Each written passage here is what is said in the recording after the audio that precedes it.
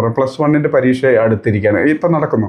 അപ്പോൾ ഈ +1 പരീക്ഷയുടെ സമയത്ത് ഞാൻ പറഞ്ഞു എന്തിനു വേണ്ടിയാണ് ഒരു വിദ്യാർത്ഥി പഠിക്കേണ്ടതെന്ന് വെച്ചിട്ടുണ്ടെങ്കിൽ ഈ വിദ്യാർത്ഥിയെ സംബന്ധിച്ചിടത്തോളം സ്കൂളിൽ നിന്ന് വാങ്ങുന്ന മാർക്കുകൾ ഒരു നല്ല കാര്യമാണ്, കൂടുതൽ മെച്ചപ്പെട്ട നമുക്ക് അഡ്മിഷൻ കിട്ടാനും മറ്റോടൊപ്പം തന്നെ ഉപയോഗിക്കും. പക്ഷേ അതൊന്നുമല്ല പരീക്ഷയുടെ പ്രധാന ഉദ്ദേശശുദ്ധി എന്ന് പറയുന്നത്. പരീക്ഷ എന്ന് പറയുന്നത് നമ്മൾ ഒരു സാഹചര്യത്തിന് ഫേസ് ചെയ്യാൻ, അതിനെ കൃത്യമായിട്ട് നമുക്ക് മറികടക്കാൻ, ആ ഒരു സാഹചര്യത്തിന് കൃത്യമായിട്ട് നമുക്ക് ഉപയോഗിക്കാൻ പറ്റുന്നുണ്ട് എന്ന് ഉറപ്പുവരുത്താണ് പരീക്ഷയിലൂടെ ചെയ്യുന്നത്.